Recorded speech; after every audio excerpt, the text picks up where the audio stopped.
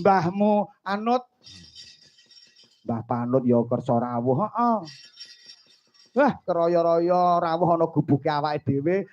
Delalah, Nduk, delalah piye? Ora kepethuk karo aku mergo aku lagi sowan ana ing dalem timasan anggone dulurku tuwa panjenengane Raka Mas Bayu Aji sekeluarga mengeti kawan dosa dintene kundure sawarga panjenengane wong tuaku dhewe panjenengane Bapak Haji Anom Surata ngono. Rikala semana rawuh ana gubuke awake dhewe, Bapak Sukadi, Bapak Pratono, Bapak Muhdiono, Bapak Wahyudi, Bapak Haryanto, Bapak Widodo, Bapak Panudya, Bapak Muladi. Oh ngono. Kuwi minangka dadi badal wakiling para warga ing laladan ngledhok segaran kene iki ngono. Heeh.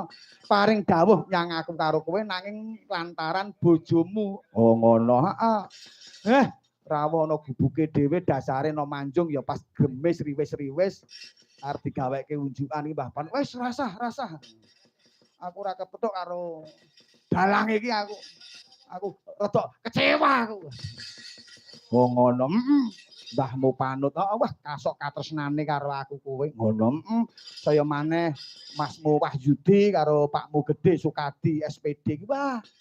Oh ngono, wah paring dawuh lewat telepon yang aku kowe ngono. Kang seperlu para warga ngadani bersih desa kaya pendak tahun-tahun kawuri aku karo kowe kang pinercaya gelar budaya wayang kulit meneh ngono. Sembah nuwun nyatane kalis ing Rubeta tan ana alangan sawiji apa sanggar seni Ratu Mayang komplit plit. Ya ana pesinden siji loro sing ora iso kepareng rawuh mergo sowan mergo ya suasana iki lagi riyaya ngono. Lan uga pengrawitku raketang sak prosepirane ya durung kumpul karo sanggar seni Ratu Mayang mergo ya situasi dan kondisi isih ngadani riyaya ngono. Lan uga Nduk apa aku karo kowe lan uga keluarga besar Sanggar Seni Ratu Mayang mengucapkan minal aidin wal faidin mohon maaf lahir dan batin. Mbok menawa ana luputku sing tak sengaja lan ora tak sengaja nyuwun gunging pangaksama ngono. Seneng. Bombong mongkok bungah ora kaya wanci bengi iki ngono. Nyatane aku karo kowe sowan rene ya ora ijen, nyatane isih dikanteni sedulurmu Kang Miji saka Laladan Karanganyar ngono. 2 tahun yang lalu juga sowan rene ngono. Sapa Masmu Gareng ngono. Mas Gareng Karanganyar. Kondange Mas Gareng Solo. Anu epek timange tulisane Gareng Solo ngono. Ning asline Gareng Bejen Karanganyar ngono. Pun payu. Oh ngono. Sore mau aku ya wis catur netra karo dulurku lanang Mas Sastra ngono. Karo iki BMC komplit.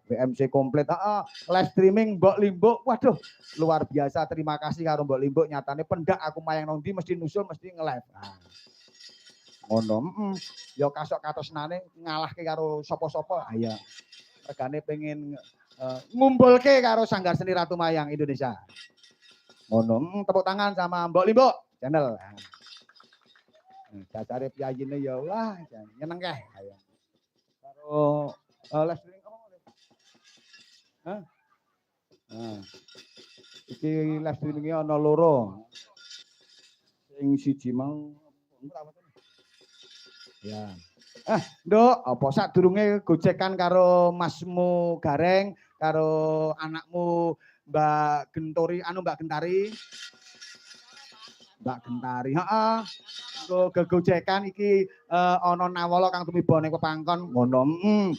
Danyange ngledhok segaran arep ngaturke bawa ngono. Sapa panjenengane Mbahmu Panut iki ana pamundutan saka Bu Parinten ngono.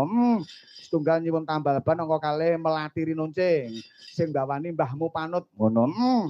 Monggo Mbah Panut tak aturi minggah pepanggungan. Monggo Mbah Panut yuk Mataram yuk. Totok.